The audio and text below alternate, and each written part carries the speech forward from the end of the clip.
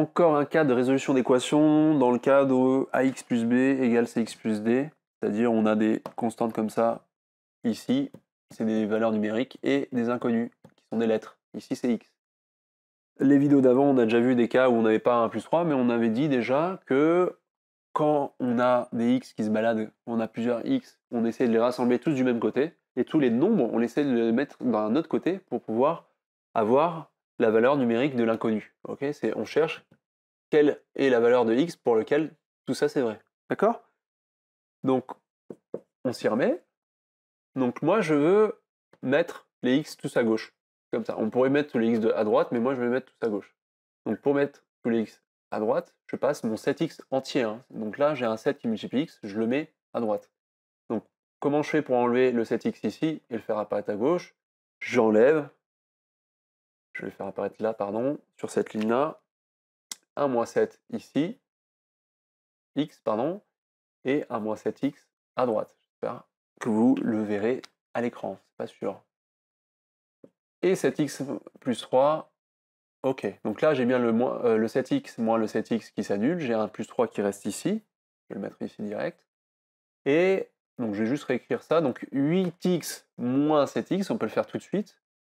Il faut faire l'opération sur la valeur numérique, parce que j'enlève 7x à 8x, ça me fait tout simplement 1x, donc ça me fait tout simplement x. On va pas mettre un x à chaque fois, on met tout simplement x. Donc x plus 7. Et alors du coup je vais traiter ça de suite. On aurait pu le faire sur la ligne d'avant, mais bon, ça faisait déjà un truc assez lourd, et vous voyez qu'en moi en termes d'espace, j'ai pas beaucoup d'espace.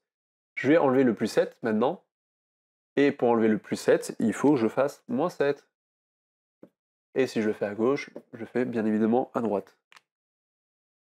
Tout simplement, ça me fait x égale 3 moins 7, ça me fait moins 4.